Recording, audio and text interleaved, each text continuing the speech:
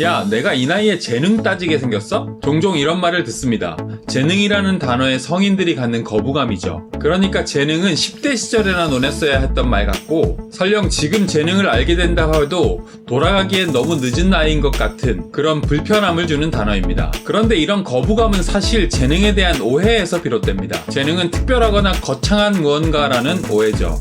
오늘은 이런 재능의 오해들에 대해서 이야기해 보겠습니다.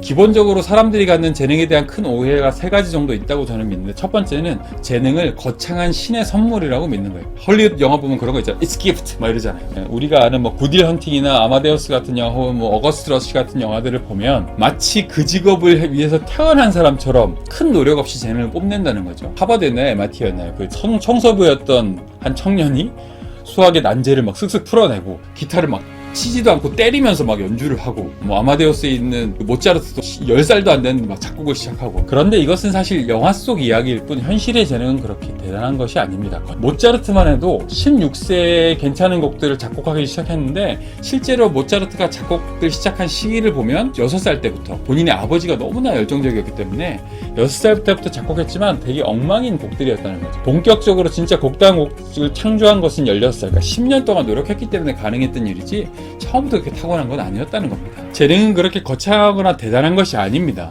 재능을 정의하자면 나타나는 생각, 감정, 행동의 패턴입니다. 그 패턴이 생산적으로 쓰일 수 있으면 그게 재능이에요. 무슨 말이냐면, 여러분이 오랜만에 동창회에 나갔는데 어떤 친구는 본인이 단톡방에 먼저 모이자고 제안해놓고 본인이 1시간을 늦었어.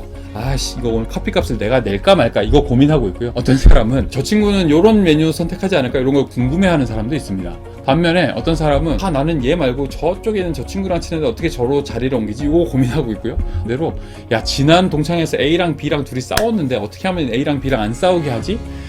이 모든 상황을 무시한 채 언제 내가 이거 웃긴 거 한번 이야기해서 빵 터트리지? 이거 고민한다는 거죠. 사람은 다양한 생각을 다 하고 살아갑니다만 사람마다 본인이 주로 생각하는 패턴 같은 게 있다는 거예요. 별것 아닌 생각이나 감정의 패턴이 재능입니다. 이렇게 놓고 보면 재능이라는 게 사실 엄청 거창한 직업으로 바로 활용될 수 있는 게 아니라는 거죠. 두 번째 재능에 대한 오해가 재능을 강점이라고 오해하는 겁니다. 재능과 강점은 되게 달라요. 비유하자면 재능은 보석의 원석에 해당하고요, 강점은 보석입니다. 1캐럿짜리 물방울 다이아몬드의 원석의 값어치는 보석에 비해서 10분의 1도 안 되는 게 태반이에요. 왜냐하면 보석 자체의 품질을 알 수도 없거니와 세공 자체가 중요하기 때문에. 그러니까 강점이란 건 고도로 개발된 재능인 것이고요, 재능과 강점은 완전히 다른 거라는 거죠. 토마스 에디슨이 했던 유명한 말 있죠. 천재는 1%의 재능과 99%의 노력으로 이루어진다.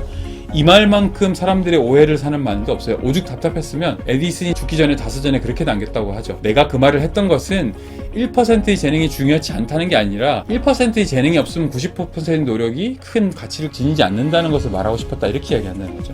그렇기 때문에 아직 내가 남들과 비교해서 뭔가 뛰어나지 않다고 해서 내가 그 분야에 재능이 없다? 그것은 아니라는 겁니다. 재능은 보잘것없는 것이고 그것을 잘고 닦기만 하면 빨리 배우고 성장할 수 있다는 거죠. 재능에 대한 3번째 오해는 재능과 직업을 1대1로 매칭하려는 노력이에요. 마치 어떤 직업을 위해서 태어난 사람이 있는 것처럼 화가가 되기 위한 재능이나 과학자가 되는 재능, 경영자가 되는 재능, 수학자가 되는 재능이 따로 있다고 우리는 생각하는 편입니다. 예를 들어서 작가가 되기 위해서 글쓰기 재능이 필요하다고 우리는 이야기하죠. 저도 작가가 되기 위한 재능이 따로 있다고 믿습니다. 그런데 재밌는 건 작가가 100명이면요 100명의 글 쓰는 문체나 방식이 다 달라요. 어떤 사람은 감정이입하듯이 감성적인 글을 쓰고요, 누구는 근거와 논리로 사람들을 조집니다. 말콤 글래드웰 같은 작가는 다양한 사례들을 통해 사람들을 설득하고요, 시인들은 비유를 통해서 함축하고 응축하죠. 저는 흐름이 좋다는 평을 많이 듣습니다. 이렇게 다양한 문체와 스타일을 어떻게 하나의 재능으로 정의하겠냐는 겁니다. 그러니까 재능은 그러니까 직업을 결정하는 것이 아니라 직업 안에서 어떻게 일할지를 결정한다는 겁니다. 이런 재능 검사를 하면 사람들이 이런 현상이 있어요. 나는 세일즈를 하는데 이 관계와 관련된 인간관계와 관련된 거 하나도 없고 다 분석하고 이런 것만 있어서 R&D 쪽으로 옮겨야 되나요? 저는 전혀 그렇게 생각 안 해요. 분석적으로 얼마든지 전략적으로 영업하는 사람들이 있다는 거죠. 재능을 통해서 직업, what을 결정하는 게 아니라 how, 다시 말해서 그 일을 하는 방법과 전략을 결정하는 겁니다.